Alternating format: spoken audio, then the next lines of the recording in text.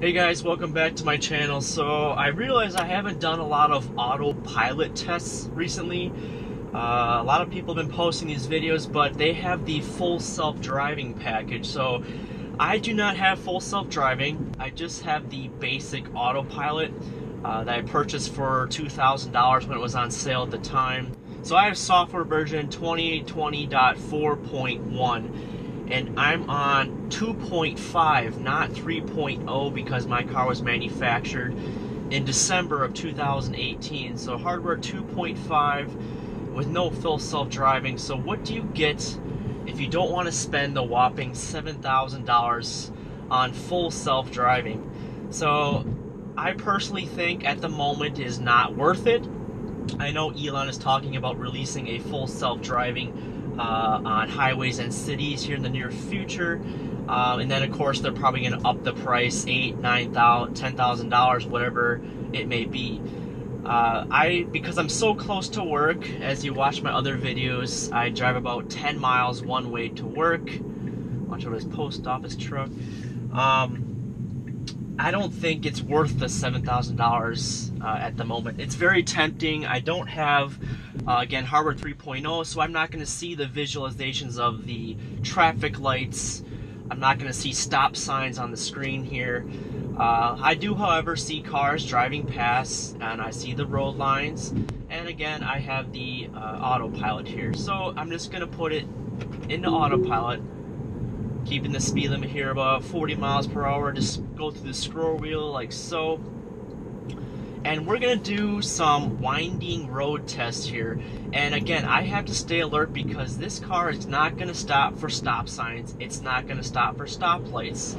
And again, it's telling me put my hands on the wheel to make sure I'm still awake and alive and driving the car still. So again, just kind of tuck your hand underneath the wheel here and let it do its thing. I've had AutoPilot since I purchased the car since 2018 in December here. It's gotten better over the years, and every software update gets better here. So you can see we're coming up to a windy road here. It's very, very tight. The wheel's taking over for me. I'm not even touching the wheel. The car automatically slowed down for me. So the tricky part is we're coming up to a 15-mile-an-hour turn left lane here. It's a very, very steep curve here, and I'm going to keep my hand on the wheel just in case because there's another car coming, and you can see all these vehicles coming. Just in case, I'm going to take control here. I'm not going to do anything. Oh, had to take control there because I thought I was going to clip the car. Again, put it back in AutoPilot because I thought I was really going to clip that car in that curve there. I'm going to turn around here and do that curve one more time, and hopefully there's no cars coming because that freaked me out a little bit. Again, it's not foolproof. You still have to pay attention. So I'm coming up to a stop sign here. It's not going to recognize the stoplight. It's slowing down the car because there's a car in front of me here. Notice it's recognizing this truck here and the car in front of me. So I'm going to have to hit the brake, tap the brake to release the AutoPilot here. I'm going to turn left. And we're going to take that curve one more time. And again, you can see in the map here, it's practically a 90-degree turn. This has always been a very challenge to get through this curve here without having to possibly strike another car. So I'm going to put it into AutoPilot, set my speed to the speed limit of 30. It should recognize this hard curve here and slow down the car. I'm not doing anything here. There's no cars, no hands on the wheel. And there we go, it successfully made the curve. It went over the yellow line a little bit, which kind of freaks me out, but if there was no car coming, I would just let it do its thing here. I can up the speed here to 35. Again, it's not going to go past the speed limit of 40 here. We have another hard left turn here. It's very close to the last curve here. Again, not touching the wheel.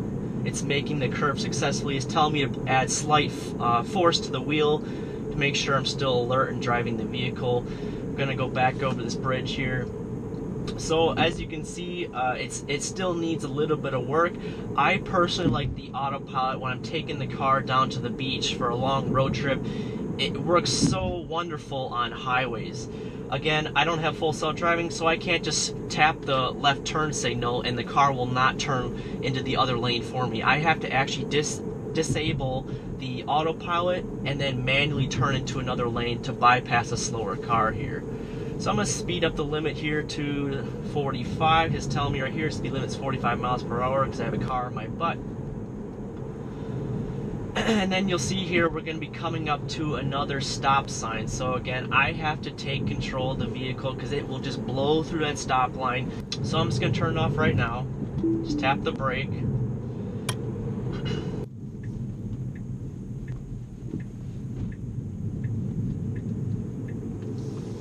Again, I'm going to put the car back on autopilot. You see the steering wheel here, so I'm allowed to go back on the autopilot system. Just double tap on the stock. Speed limit is 45, but it automatically sets my speed limit to 5 miles over that. You can set it within your settings on the autopilot system here. So it sees the minivan right in front of me on the screen here. It's going to obviously adjust the speed with that minivan. Now he turned his right blinker on, and the car should automatically start to slow down. I'm not touching the brake, not touching the wheel. And again, the car is now slowing down by itself. It's telling me to apply slight force to the wheel because I'm not touching it. Again, he's turning right. I didn't do anything at all. The car stopped, and now it's going back into its normal position here. It's revving back up. Again, it still recognizes the lines on either side of the road, as you can see in the picture here. Tell me again, add slight force to the steering wheel to make sure I'm still alive here. And of course you can zoom out, pinch any which way you want to, sees the car going past me. And now I'm going to have to disable the autopilot because it's probably going to blow through this light here. Oh, nope, it didn't. Okay, good, we're at a stoplight. So it recognizes the car in front of me, so I did not have to disable the autopilot system. If this light again was red and there was no car in front of me, it would have blew right through that entire light here. I'm actually going to turn right here, disable autopilot. Again, I have to take control because again, it's not full self-driving, nor is it available at the moment as of, what are we in, March the 2nd or 2020 here. I've been very tempted recently to purchase this full self-driving package, but I just can't justify the $7,000 expense. Just for how little I drive the car to and from work. I do take some road trips to the beach and the mountains here and there, but I really just think the basic autopilot, it just works beautifully the way it is right now. Just the full self-driving, in my opinion, just driving on city streets on the highway, the car driving you by itself, I just still think there's a lot of bugs or updates that the car still needs before full self-driving is fully available without a human interacting with the wheel. Again, like for example, we're coming down this road here, a lot of construction here on the right. These railroad tracks are very, very turbulent. You have to go like 5 miles an hour over the top of them because if I had an autopilot system right now, the car's going to go 30 miles an hour over these railroad tracks. Even though these bumps are so severe, it could probably damage the car. So I'm going to take it nice and slow over these bumps here. And if I went through that system on autopilot, I think it would have really hit the bottom of the car. That's just an example of why I don't think full self-driving is ready yet. I mean, it can read the lines perfectly, but like little speed bumps, potholes. I know Elon has tweeted that they're working on a detection system that will pick up potholes in the road. Again, you would have to have hardware 3.0 in order to recognize those type of discrepancies in the actual roadway. I only have hardware 2.5. So, again, another reason possibly why I'd maybe want to upgrade to full self-driving. But again, $7,000, is it worth it? I don't know. You guys tell me in the comments, do you love your full self-driving? If you do own a Model 3, let me know down below. So I'm going to get on the highway here. I'm going to turn left. So as we turn onto this ramp here, it should recognize the lines. Now it's allowing me to go into autopilot because I see the steering wheel here. See the map just kind of zoomed out here. I'm going to put it into autopilot. It knows the speed limit is 65 miles an hour. Again, I have my max speed at 70 here. I'm just going to let it do its thing and see what happens here. I'm going to see if it allows me to merge. I'm going to turn my blinker on, see if the car will let me do anything here. The roadway is narrowing, and hopefully it merges onto the road by itself here. Right on this guy's. Nope, I had to take over because this guy was really, really close to me. Anyways, that did not work. So, full self-driving package, would it allow the vehicle to merge behind that van there? I got very, very close. I felt uncomfortable. I had to tap the brakes and take over here. So again, it recognizes the van, and right in front of me here, I'm hitting the speed limit 70 miles per hour. It's going to adjust the speed based on the distance here. I can set the distance based on 1, 2, or 3 vehicles. I have my autopilot system set on, where is it here?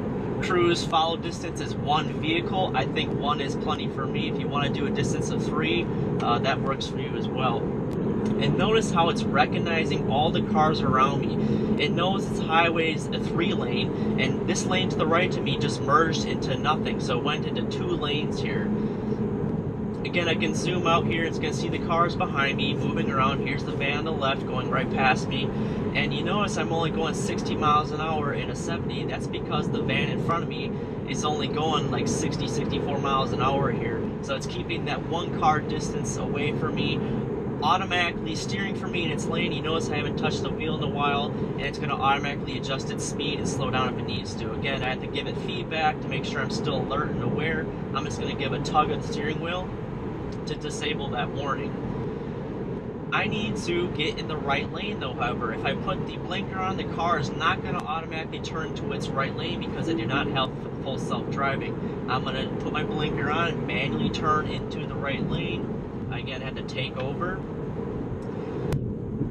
Alright, so it's telling me I can go back in autopilot. I'm coming onto an on-ramp. We're going to test this out again, see if it will merge the car onto the highway here. Oop. There we go, put it in autopilot. Okay. I'm going to put my left blinker on. Again, hopefully it will merge. I don't have full self-driving. Hopefully it turns into the left lane once it sees this line. Okay, excellent, good. It's a little swervy, but it worked just fine. I'm going to disable the blinker now. And notice it's staying right behind this car, about 1 car distance away. It's only going 60 because the cars in front of me are only going 60. And again, it's recognizing the cars going past me. This is a 3-lane highway, and notice that there is 3 lanes on the screen. Alright, I'm going to disable autopilot because now I want to turn left and go to a faster lane here. So to disable autopilot, push up on the stalk, put my blinker on, and I have to take control to manually switch lanes. The only reason I would buy full self-driving right now is because the auto lane change. I would love to have that feature, but again, is it worth $7,000? I'm still on the fence, guys. I really don't know if I want this or not, but I'm gonna put it back into the autopilot. Put it at 75. Just putting the scroll wheel to 75. I can adjust it manually by tapping on the screen. It's very visual though. It shows you the vehicles going past you. The dotted lines are pretty nifty. So now I'm gonna have to take this exit here, and you notice there's a car right next to me. I'm going to have to disable autopilot again to switch lanes. I'll push up on the stalk once and put my blinker on, take control of the vehicle. So now I'm not touching anything. The car should automatically adjust with the vehicle in front of me. Green light, not doing anything. Car's taking over still. So these roads we're going on, guys, are pretty narrow. It's in the middle of the woods. And the speed limit I think is 55, 60, and we're going to see how well it adapts to the roadways while going back home here. Again, I'm still in autopilot, I'm not doing anything. It's watching the lines, following the truck in front of me, adapting to its speed that it needs to. And again, I'm going to be ready to take over any time. To give me feedback, put your hand on the wheel. It's still picking up on the lines. It's adjusting the speed limit because the speed limits are changing from 60 to 45. I'm not even at the intervene at all. There's another light up here. I have to disengage autopilot and I want to turn left. Taking over. And as soon as it recognizes the light or the lines, okay, here's the autopilot symbol. I'm going to put this back in. It's saying the speed limit's 45. It's set to 50. And it looks like we have some curvy roads coming up here, and we're going to see how well it does on these roads going at this speed limit here. And again, I'm going to take over if something is out of norm. And notice how the speed limit went down to 50. The max was adjusted automatically. I didn't have to do any of that. So this street sign is saying we have more curvy roads coming up, and it's saying 40 miles per hour. I don't think the car is going to adjust that speed here. We'll find out. I'm going to keep my hand on the wheel just in case I need to take over. It's doing pretty well.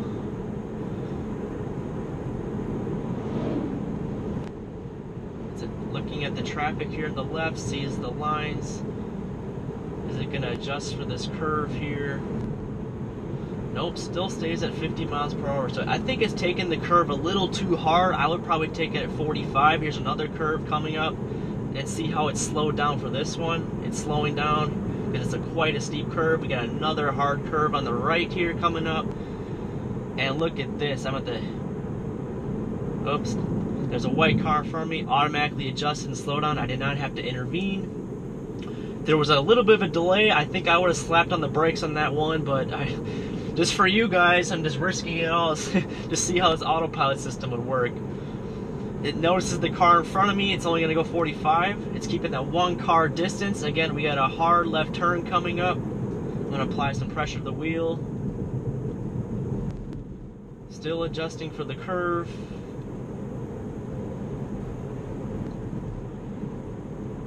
And my girlfriend said she wanted to come along with me to do this autopilot test, but believe me, she could not handle this at all. Because I take it to the limit at some times where I'm about to go off the curb just to see if the autopilot system will adjust. Here's one area where the car kind of freaked out, and to see if it does it again. No, it adapted this time. There was no lines, and somehow it still picked up on the roadway. I think a lot of it has to do with the car in front of me. It's like a helpful tool for the Tesla, not only with the lines, but the car in front of it. It kind of piggybacks it, if you will. So Autopilot has its perks, it has its negatives. They still, in my opinion, have a lot of work to do. Like, for example, you saw me going through them tight curves in the very beginning. It went completely, well, not completely, a little bit over the yellow line, and there was an oncoming car in the other lane. If I were not to disable that autopilot system, I probably would have struck that left car in the other lane. So going through those narrow roads, as you just saw in the woods, it was, me personally, it was kind of nerve-wracking. Why? Because it was taking the curves at too high of a speed. I personally felt like it should have slowed down a little bit more. It worked though, it was fine. It's just, it was a little bit uncomfortable to let the car do its thing. I think if they would have slowed down the speed, it would have been a little bit more comfortable.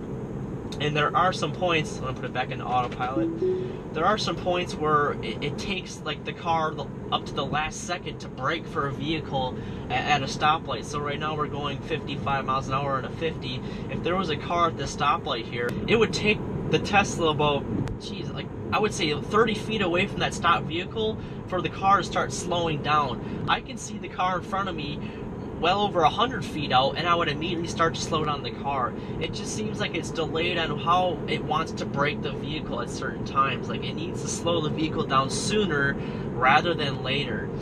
There's some adjustments they need to do possibly on that, or maybe the camera just can't see the vehicle in front of me that far away. So, all right, let's put it back on. On this particular street, there's one part where it does not understand the roadway at all, even though the lines are perfectly clear. So we might see that here in a moment. And notice how it automatically adjusted the speed for me. This light happens to be green, so I don't have to disable autopilot. There is a car way out in front of me. I think this is the area where the car will freak out and veer left. Yep, you see, like, it's just unbelievable. Like, this car, like, yeah, like right there, that little intersection, it does not like that area. Like, there's some part of the roadway where the line just does not connect the dots with the car. It just, you can see there, it told me to take over the vehicle. A little bit of freakiness going on. I didn't like that at all. Had to disable autopilot, and now it recognizes a car in front of me. It's always that particular section of the roadway where autopilot does not like that area of the road. So now that this car's turning, I have to disable autopilot because it's about to blow through this red light here. So if you have the regular autopilot, which all Model 3s or any Tesla right now comes standard with the regular autopilot, what you're seeing right now, it's great for long road trips on highways. You may have to intervene here and there to pass a slow moving vehicle on the right. But for typical city driving like we're doing right now, it's a lot of turning it on, turning it off. So I prefer just to drive the vehicle. I just have a thrill of driving the vehicle itself rather than autopilot driving for me. Again, when I go to the beach, yeah, I'm all for autopilot because I don't want to steer the wheel. I don't want to do much driving at all. I just want to sit in my car, relax, and take the 2-hour drive to the ocean. So autopilot, yeah, it's awesome. Comes standard. I unfortunately had to pay $2,000 to enable this feature, and now again, you guys are lucky if you're buying a Model 3 in the future because it comes standard with the vehicle. So going back to the full self-driving, $7,000. I've been asking myself back and forth, is this worth it? I've been asking my girlfriend, do you think I should get it? It's just a lot of money. $7,000. Maybe for some, maybe not so much money, but for me personally, that's a hefty sum of money to spend via on your credit card, paid off in full, and be done with it. And your car instantly has an update to the vehicle itself. After this full self-driving package, if I were to update it, I would need to bring it into the service center to upgrade my hardware to 3.0. You can see it's stopping for this FedEx truck here, and it's a little bit delayed. You see how he turned in there, right? He's been out of the roadway for a good 5-10 seconds, and now it's still taking a while to go back to the 50 miles an hour, and I'm holding up cars behind me now. So it just takes a little bit of adapting for the vehicle to understand that there's no longer a car in front of it, and it wants to understand the roadway a little bit better. And what I love about this car is regenerative braking is so nice. I don't have to tap on the brakes at all. Just one pedal driving, meaning I tap on the gas, go for it, and I let off the gas slightly, and then this bar will fill up green, meaning I'm putting electricity or power back into the battery. So very little wear on your brakes itself. I've been told that the brakes on this vehicle are supposed to last the life of the vehicle. We'll see how well this works. I plan on keeping this vehicle for quite a long time. I spent quite a bit of money in this car, and I plan to reap in the benefits of not paying for gas here. If you guys plan on buying a Tesla or looking at buying a Model 3 or a Model Y here in the future, you feel free to click on my referral link down below. It'll give you free supercharger miles. I believe right now it's 1,000 miles of free supercharging. Right now, I believe it costs, geez, I'm trying to think. If you don't have free supercharging miles, it costs typically around $4 to $10 to charge your car up fully. This is the Tesla Model 3 mid-range, which they don't make anymore, so I get about EPA 260 miles range. One of the selling points for me of this car is because Tesla has a massive supercharger network. If you don't know what a supercharger is, it charges the entire car, I would say about 80% of the car, in about 20 to 30 minutes on depending where you're wanting to go. See, it's telling me to slow down because I almost rear-ended this car and I was not using autopilot. A nice safety warning feature here. But anyways, Tesla has a massive supercharger network, meaning I can charge the car in 20-30 minutes. They're all surrounded by coffee shops, restaurants, so you're not abandoned in the middle of nowhere. If I were to get a Nissan Leaf or a Chevy Bolt, they just don't have the infrastructure like Tesla does as far as charging goes, and I mean fast charging, because no one wants to sit at a charger for several hours to get back home. So the supercharger was a good selling point for me in this car, and the range was just very, very good. 260 miles. If you're only driving 50 miles round trip a day, you don't even need 260 miles because you come back home, you plug it in like your cell phone at night, and you wake up to a full charge. I rarely ever go over 200 miles in a single day unless I'm doing rideshare for that one session. But overall, those two were the main selling point, and also the car just looked really, really good in my opinion to be an electric vehicle. A lot of other electric cars just don't look as nice as what a Tesla does, and the price point was reasonable enough for me to go ahead and pursue the car. Anyways, guys, I hope you enjoyed this video. That was a little bit of autopilot testing without the full self-driving. Again, I have the hardware 2.5 on the latest software 2020.4.1 as of March 2nd, 2020. If you wouldn't mind smashing the like button and subscribing down below, it greatly helps out my channel. Until the next one, have a good one. Take care.